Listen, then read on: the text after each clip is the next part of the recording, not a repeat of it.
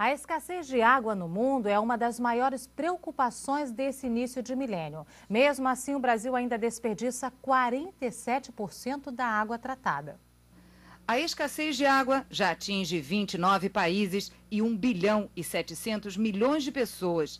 Especialistas acreditam que em 2015 vai faltar água em 41 países. O problema não está na quantidade, mas na distribuição. Isso porque muitas vezes é o homem que interfere no equilíbrio hidrológico. 20% do desperdício de água vem do uso humano. Válvulas defeituosas são as maiores responsáveis pela perda de água dentro de casa. Uma simples torneira vazando pode mandar pelo ralo 8.000 litros de água por dia, suficiente para abastecer uma escola com 240 alunos. Cenas de desperdício são comuns no Brasil, onde a água em geral é barata e nem todos pagam por ela. O professor Paulo Canedo é especialista em hidrologia. Ele acredita que a guerra ao desperdício exige a participação de todos. As companhias de saneamento têm no Brasil uma taxa de perdas elevadíssimas. O Brasil perde 47% da água bruta que produz. Portanto, quase metade da água que nós tiramos dos rios, purificamos, cloramos para distribuir à população, não se converte em venda dessa água ao consumidor. Então, para ter a noção, a perda de água do Brasil daria para abastecer toda a França, Bélgica, Holanda e norte da Itália. E não temos um órgão regulador. Então, a área de saneamento, portanto, que rege as empresas de concessão de água e esgoto, jogam um jogo que não há regra e nem juiz. Portanto, tende a vícios, tende a desperdícios que devem ser contidos.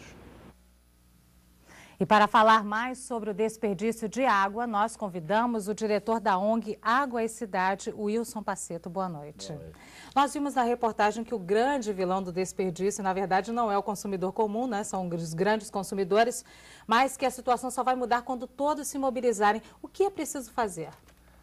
Bom, a questão da água não é gerida pela economia, ela é gerida pelo comportamento das pessoas, né? Então, nós temos que ter consciência, temos que ter educação, a educação tem que mudar hábitos, costumes.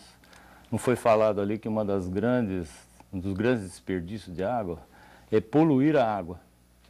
Então, as pessoas não perguntam, né, se essas empresas, além de desperdiçarem tudo aquilo, o que elas fazem com o esgoto sanitário? Porque o esgoto sanitário volta para o rio e suja mais água ainda, desperdiça mais água ainda, né? Então, essa é uma questão que as pessoas não estão votando nisso, né? Não estão reclamando disso. Agora, o Brasil é um país muito rico em recursos hídricos, né? E algumas pessoas dizem que a água no Brasil é muito barata e isso é um grande motivo de desperdício. O senhor concorda com isso? Bom, de certa forma é verdade, mas não nas cidades grandes, né? Nas cidades grandes, para você ter uma nova água, aquela que precisa vir a ser aduzida em função do desperdício, essa vai custar caríssima, né? Porque serão obras imensas.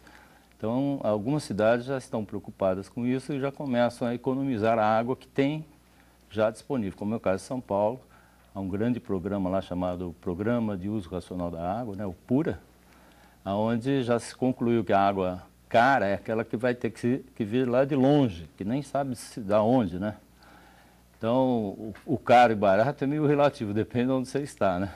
Agora, Wilson, algumas vezes a gente vê, eu sempre vejo isso, algumas companhias de água e esgoto desperdiçando água também, um cano que a população às vezes liga e fala, olha, está vazando aqui, não sei o quê, e ninguém resolve esse problema. A própria companhia de água e esgoto não tem essa preocupação no Brasil? Bom, essa é uma questão que o professor ali chamou, né? Eu acho que falta, assim, regulação, né? Falta... Essa ansiedade da população devia ser estimulada e devia ter uma agência, alguma autoridade que colocasse disciplina nisso, né? Deve haver um mínimo de tempo para que se faça reparos e tem que haver um respeito pela água, né? Se a companhia que distribui água, ela mesma já não cuida disso, imagina o que esperar do resto do país. O que esperar da população, né? O Lincoln Macário tem uma pergunta lá de Brasília. Lincoln. Boa noite, Wilson. O Brasil é acusado lá fora de não fazer um bom uso da Amazônia, o que justificaria a internacionalização da região. O senhor teme que a questão, algo parecido possa acontecer com a água, conflitos políticos internos e externos, motivados pelo nosso uso irresponsável da água no Brasil? Bom, de certa forma, nós já exportamos água, né? Se você observar a grande pauta de exportação brasileira, existem esses produtos sem água agregada, né? Os produtos agrícolas, de uma forma geral, até os biocombustíveis, carne de porco, carne de frango. Se a gente olhar os mapas de poluição que aparecem lá na ANA, se você olhar o oeste catarinense, é um desastre. Então essa questão, vamos dizer assim, já está em curso, já estamos exportando água, né?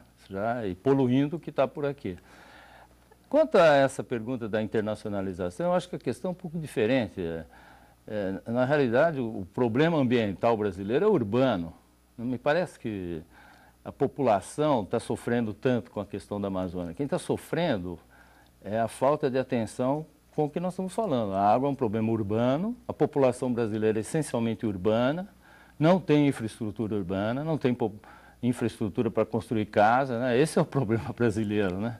A internacionalização da Amazônia deve ser uma forma de até separar qual é o problema. Nosso problema é cidade, não é a Amazônia, né? Ok, eu queria muito agradecer a presença do Wilson Pacetto, diretor da ONG Água e Cidade. Muito obrigado.